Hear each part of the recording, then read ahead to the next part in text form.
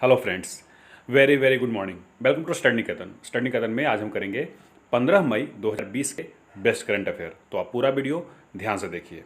आप सभी को मंथली वाइज करंट अफेयर का वीडियो जल्दी मिलेगा। एक्चुअली उसके पीडीएफ पर काम चल रही है, इसलिए थोड़ा सा समय लग रहा है। चलिए वीडियो स्टार्ट करते हैं। बीते दिनों भारतीय रक्षा मंत्री ने किस राज्य में 80 किलोमीटर की सड़क को देश को समर्पित किया, जो लिपुलेख दर्रे से होकर कैलाश मानसरोवर यात्रा के लिए एक नवीन मार्ग है। तो आपको पता अगर होगा कि लिपुलेख दर्रा उत्तराखंड में है, तो आप इसका आंसर कर सकते थे। वैसे उत्तराखंड से और सिक्किम से मानसरोवर यात्रा किया जाता है जी, ठीक है। इस 80 किलोमीटर लंबी ग्रीनफील्ड रोड का निर्माण चाइना स्टडी ग्रुप के निर्देशानुसार किया गया है और ये सड़क परियोजना भारत चीन बॉर्डर रोड द्वारा वित्त पोषित है जी। इस सड़क मार्ग का निर्माण वास्तविक नियंत्रण रेखा, जिसको आप लाइन ऑफ एक्चुअल कंट्रोल कहते हैं, के करीब उत्तराखंड में किया गया है और इसे बीआरओ यानी सीमा सड़क संगठन द्वारा बनाया गया है जी, जो धारचूला से लिपुलेख दर्रे को जोड़ती है। बीते दिनों भारतीय रिजर्व बैंक द्वारा जारी नवीनतम आंकड़ों के अनुसार वित्तीय वर्ष 2019-20 के दौरान स्वर्ण भंडार में कितने टन की वृद्धि दर्ज की गई है। तो 40.45 टन स्वर्ण भंडार में वृद्धि दर्ज कर गई है जी, और ये अब हो गया है कितना 653.01 टन, ठीक है। जो पहले यानी कि 18-19 में ये 612.56 टन था। कुल मैं आपको बता देता हूँ, आरबीआई के पास 477.81 बिलियन डॉलर का रकम है, जिसमें से 263.4 बिलियन है जो प्रतिभूतियों में है जी, बाकी दूसरे बैंकों को जो लोन दे रखा है। बीते दिनों केंद्रीय वित्त मंत्री निर्मला सीतारमण ने कितने राज्यों को राजस्व घाटा अनुदान के रूप में 6,195 करोड़ रुपये जारी किए हैं। तो कुल 14 राज्यों के लिए उन्होंने इतने पैसे जारी किए हैं जी। उसमें से कुछ प्रमुख हैं। केरल को 1,276.91 करोड़, पंजाब को 638 करोड़ रुपये और पश्चिम बंगाल को 417.75 करोड़ रुपये दिए गए हैं। आप ज़रा ध्यान से देखेंगे तो आपको लगेगा कि ये तीनों राज्य जो मैंने बताया है वो नॉन बीजेपी शासित राज्य हैं जी, ठीक है। केरल की राजधानी तिरुवनंतपुरम है। बीते दिनों केंद्र सरकार ने सभी राज्यों और यूटीज द्वारा यानी यूनियन टेरिटरीज केंद्र शासित प्रदेश द्वारा आधार नंबर के से राशन कार्ड को लिंक करने की डेडलाइन किस तारीख तक के लिए बढ़ा दी है। तो ये अब 30 सितंबर कर दिया गया है जी, ठीक है। और केंद्र सरकार ने 11 मई को यह स्पष्ट किया कि राशन कार्ड को आधार से जोड़ने की अवधि सितंबर तक बढ़ा दी गई है, आखिरी सितंबर तक। बीते दिनों आई WEF यानी वर्ल्ड इकोनॉमिक फोरम के वैश्विक एनर्जी ट्रांजिशन इंडेक्स में भारत किस स्थान पर रहा है। तो आप बताइए, ये 74वें स्थान पर रहा है जी भारत, ठीक है। मैंने आपको बताया था प्रेस फ्रीडम इंडेक्स में भारत 142वें स्थान पर रहा था, 2 रैंक गिरा था, लेकिन यहाँ हम 2 रैंक ऊपर चढ़े हैं जी। इस सूचकांक में स्वीडन है जो सबसे ऊपर है, उसके बाद स्विट्जरलैंड की बारी आती है और फिर फिनलैंड की बारी आती है। तो आपको टॉप 3 याद रहना चाहिए। ईटीआई ने ऊर्जा प्रणालियों के मौजूदा प्रदर्शन और सुरक्षित, टिकाऊ, सस्ती और समावेशी प्रणालियों के लिए तत्परता के आधार पर 115 अर्थव्यवस्थाओं का मूल्यांकन किया है। भारत ने आर्थिक विकास, ऊर्जा सुरक्षा और पर्यावरणीय स्थिरता के सभी प्रमुख मापदंडों में सुधार कर 2 स्थान की छलांग लगाई है जी, जैसा कि मैंने बताया आपको। WEF के संस्थापक और अध्यक्ष क्लाउस श्वाब हैं और इसका मुख्यालय जिनेवा स्विट्जरलैंड में है जी। बीते दिनों सुर्खियों में रही भारतीय सांस्कृतिक संबंध परिषद किस केंद्रीय मंत्रालय का एक स्वायत्त संगठन है। तो आप बताइए, ये विदेश मंत्रालय के है जी। आपको अजीब लग रहा होगा, लेकिन ये विदेश मंत्रालय में एक स्वायत्त संगठन है, ऑर्गेनाइजेशन है। ये ICCR यानी भारतीय सांस्कृतिक संबंध परिषद केंद्रीय विदेश मंत्रालय का एक स्वायत्त संगठन है, जिसका मुख्य उद्देश्य अन्य देशों के साथ सांस्कृतिक संबंध बनाना है। ICCR ने यूनाइटेड वी फाइट नामक एक गीत जारी किया है, जिसमें ऊषा उथुप और जो अल्वरेस जैसे प्रसिद्ध संगीतकारों ने कार्य किया है जी। इसमें बहुत सारे सिंगर ने इस गाने को गाया भी है।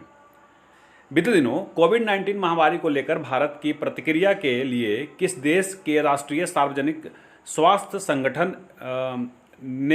संस्था ने 3.6 मिलियन डॉलर प्रदान किए हैं। तो ये अमेरिका के संस्था है जी, CDC, ठीक है। इसके बारे में मैं आपको डिटेल करता हूँ। अमेरिका की राजधानी वाशिंगटन DC है। अमेरिका के राष्ट्रीय सार्वजनिक स्वास्थ्य संस्थान रोग नियंत्रण और रोकथाम केंद्र सीडीसी ने कोविड-19 महामारी के लिए भारत की प्रतिक्रिया के सहायता के लिए $3.6 मिलियन का योगदान दिया है। वित्त पोषण की यह प्रारंभिक किस्त भारत को सार्स कोव 2 प्रशिक्षण के लिए प्रयोगशाला क्षमता बढ़ाने के भारत के प्रयासों को मजबूत करने और समर्थन करने में मदद मिलेगी। बीते दिनों टीवीएस समूह और सुंदरम मेडिकल फाउंडेशन ने किस संस्था के साथ मिलकर द सुंदरम बेंटागो नामक श्वसन यंत्र विकसित किया है। तो इन्होंने आईआईटी मद्रास के साथ मिलकर के विकसित किया है जी। और ये डिवाइस जो है वो एमआईटी बोस्टन जैसे संस्थाओं के मार्गदर्शन के साथ साथ मद्रास मेडिकल कॉलेज और कावेरी अस्पताल जैसे अस्पतालों के सहयोग से विकसित किया गया है। किस बैंक द्वारा भारत को आपातकालीन सहायता कार्यक्रम के लिए $1 बिलियन का ऋण मंजूर किया गया है? तो मैंने अभी कुछ ही दिन पहले बताया था AIIB यानी एशियन इंफ्रास्ट्रक्चर इन्वेस्टमेंट बैंक और एशियन डेवलपमेंट बैंक, ये दोनों से मिल चुका है। न्यू डेवलपमेंट बैंक से अभी तक नहीं मिला था, तो इन्होंने भी $1 बिलियन दे दिया जी। न्यू डेवलपमेंट बैंक जिसके हेडक्वार्टर शांघाई चाइना में है, प्रेसिडेंट केवी कामत है, वो पहला है और इंडियन भी हैं। ब्रिक्स इसके फाउंडर हैं और ब्रिक्स में 5 कंट्री है, आपको पता है, ब्राज़ील, रसिया, इंडिया, चाइना और साउथ अफ्रीका। ठीक है, साउथ अफ्रीका बाद में ऐड हुआ था। और इसका फाउंडेशन जो बैंक का हुआ था 15 जुलाई 2014 को ब्राज़ील में हुआ था जी, तो ये भी याद रखेंगे। कोविड-19 से लड़ने के लिए अपने सदस्य देशों की मदद की दिशा में एनडीबी यानी न्यू डेवलपमेंट बैंक का दूसरा आपातकालीन सहायता कार्यक्रम है ये। चलिए आगे बढ़ेंगे। बीते दिनों किस राज्य के मुख्यमंत्री ने राज्य के बेरोजगार युवाओं को नौकरी के अवसर दिलाने में सहायता के लिए होप पोर्टल लॉन्च किया है? HOP, तो ये उत्तराखंड सरकार ने किया है जी। होप का यहाँ मतलब है हेल्पिंग आउट पीपल एवरीवेयर। इस पोर्टल का इस्तेमाल राज्य के पढ़ने वाले युवाओं के साथ साथ उन युवाओं का डेटा एकत्र किया जाएगा जो हाल ही में राज्य में वापस लौटे हैं। ठीक है, चलिए हम उत्तराखंड के बारे में डिटेल करेंगे। आप बताइए इनका नाम क्या है? इनका फोटो जिसका दिख रहे हैं आप, ये हैं त्रिवेंद्र सिंह रावत और यहाँ के मुख्यमंत्री हैं जी। बेबी रानी मौर्य राज्यपाल हैं उत्तराखंड के, राजधानी देहरादून है और गैरसन यहाँ की दूसरी राजधानी बनी है, अभी कुछ दिन पहले बनी थी, मैंने बताया था आपको। 9 नवंबर 2000 को ये उत्तर प्रदेश से अलग होकर के एक नया राज्य बना था और ये अपने देश का 27वां राज्य था जी। और यहाँ के कुछ नेशनल पार्क है वो भी देख लेते हैं। Valley of flower national park, Rajaji national park, Nanda Devi national park, Jim Corbett national park India का पहला नेशनल पार्क है, याद रखिएगा। गोविंद पशु बिहार नेशनल पार्क और गंगोत्री नेशनल पार्क, तो कुल 6 नेशनल पार्क याद रखेंगे आप। बीते दिनों किस IAS अधिकारी को 12 मई 2020 से भारतीय पुरातत्व सर्वेक्षण ASI के नए महानिदेशक के रूप में नियुक्त किया गया है? तो आप इनका फोटो देखिए, ये हैं V विद्यावती। ये 1991 बैच के कर्नाटक कैडर के अधिकारी हैं जी। और मैं आपको बताता हूँ ASI के बारे में। इसके संस्थापक अलेक्जेंडर कनिंगम है और ये मैं बता दूँ 1861 में ही इसकी स्थापना किया गया था। हेडक्वार्टर इसका नई दिल्ली में है और बहुत इंपॉर्टेंट ये संस्थान है, तो आपको इसके बारे में पता होना चाहिए।